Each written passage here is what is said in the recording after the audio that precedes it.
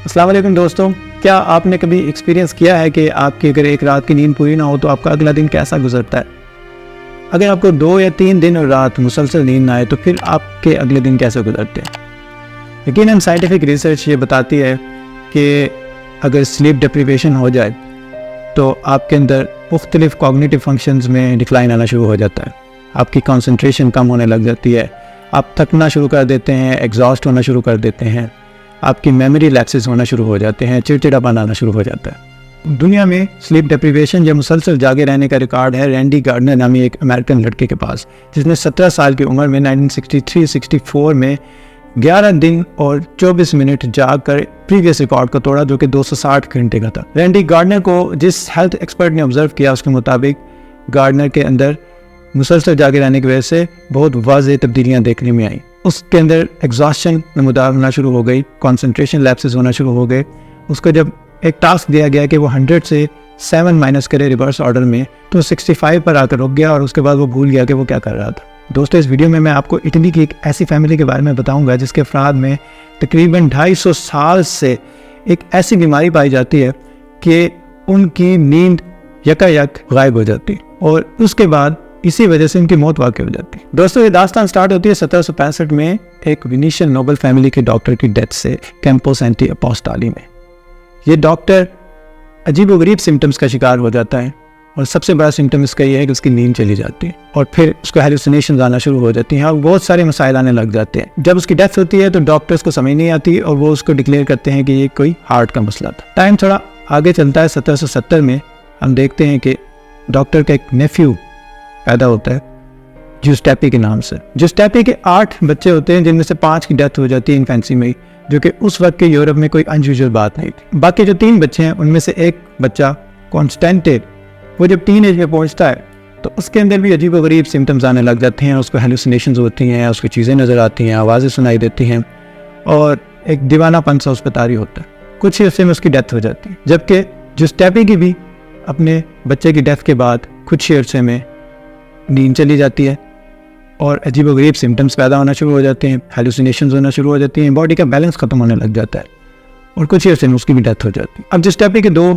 बच्चे हैं, विंसेंजो और एंजेलो, जिनसे उसकी नस्ल आगे बढ़ती है। जो एंजेलो है उसका एक बेटा होता है जिसके बारे में कुछ ज़्यादा मालूम नहीं, लेकिन विंसेंजो के आगे बहुत सारी औलाद है। विंसेंजो के 4 बच्चे जिनमें शामिल हैं एंजेला, पेरीना, जोवानी और एंटोनियो। इन चारों की भी डेथ हो जाती है 1901 से लेकर 1926 के टाइम पीरियड में। और सबके साथ एक कॉमन चीज़ ये होती है कि इनकी नींद चली जाती है और ये जो नींद है वो सिर्फ 1, 2, 3 दिन के लिए नहीं जाती बल्कि महीनों तक चली जाती है और बाज़ औक़ात साल से भी ऊपर गुजर जाता है और इनको नींद नहीं आती। अब 1901 से लेकर 1926 तक के टाइम पीरियड में मेडिकल साइंस ने बहुत ज़्यादा तरक्की भी नहीं की हुई है।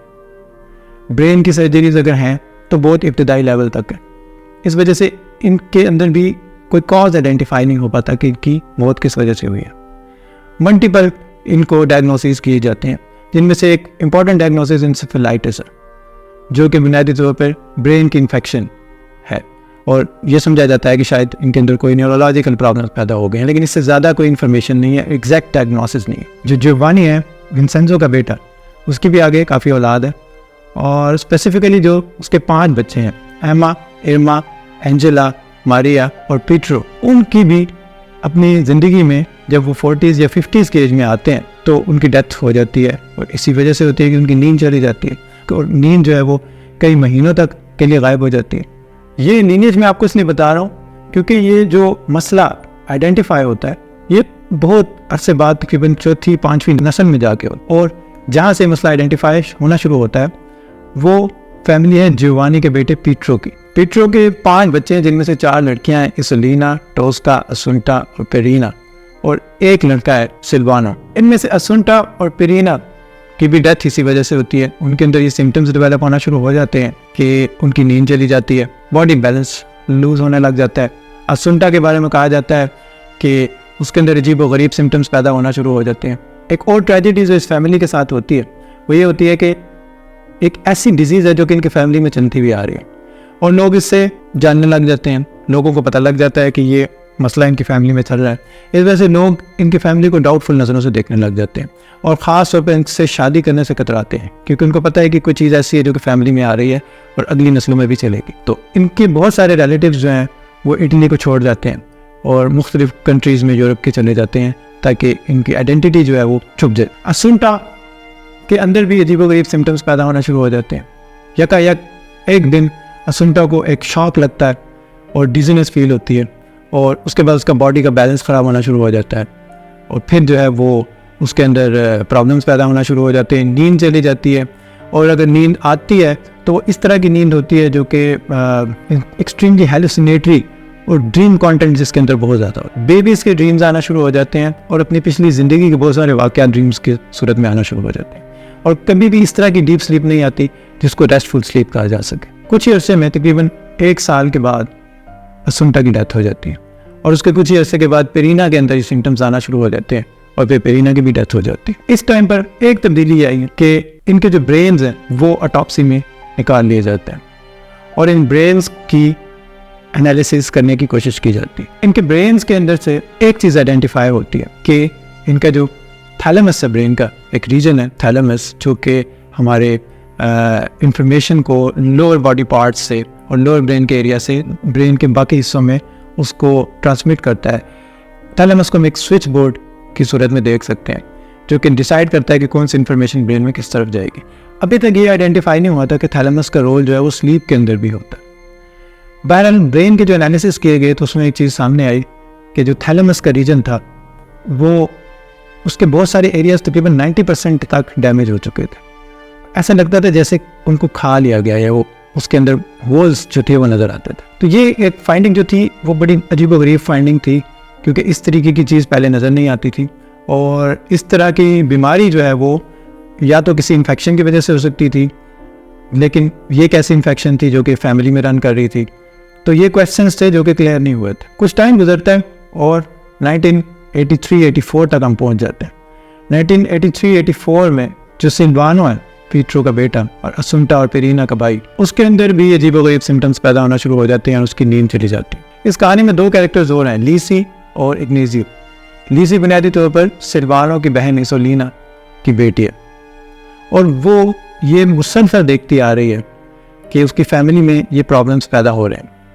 लीसी एक नर्स है लेकिन वो इस फियर में रहती है कि ये सिम्टम्स जो हैं वो कहीं उसके अंदर भी डेवलप हो जाएंगे और वो बेचैन रहती है कि क्यों ये सिम्टम्स जो हैं उसकी खालाओं के अंदर जो हैं वो डेवलप हुए हैं और उसके अब मामू सिल्वानो के अंदर भी ये सिम्टम्स नज़र आना शुरू हो गए। तो वो इस खोज में है और वो उसको जानना चाहती है और फिर लीसी का जो हस्बैंड है इग्नेजियो, वो बज़ात खुद एक डॉक्टर है और वो इस खोज के अंदर रहना चाहता है। वो इस सारी लीनियज डेवलप करता है कि बीमारी किस तरीके से उसकी फैमिली में रन कर रही है। इग्नेजियो सिल्वानो को कन्विंस करता है कि वो एक स्लीप क्लिनिक में जाए जो कि यूनिवर्सिटी ऑफ बोलोनिया इटली में था, जिसको रन कर रहे थे इनियो लुकारेसी, और शायद कि वहाँ पर कोई मसले का हल निकल आए या कोई डायग्नोसिस हो सके। तो सिल्वानो फिर स्लीप क्लिनिक में जाते हैं और तकरीबन 2 महीने उस स्लीप क्लिनिक में रहते हैं। सिल्वानो वहाँ पर डॉक्टर्स को बताते हैं कि मुझे पता है कि मैं मर जाऊँगा और मैं एग्जैक्टली आपको बता सकता हूँ कि मेरे साथ क्या होने वाला है, क्योंकि मेरी बहनों के साथ ये हो चुका है और मेरे फादर के साथ भी ये हो चुका है। तो ये एक ऐसी डिजीज़ है जो कि मेरी फैमिली में रन कर रही है। सिल्वानो की ऑब्जर्वेशंस की जाती हैं। टेक्नोलॉजी 1980s तक काफ़ी इम्प्रूव हो चुकी है, तो उसमें नज़र यही आता है कि अजीबोगरीब पैटर्न्स हैं। स्लीप जो है मुकम्मल तौर पे चली गई है।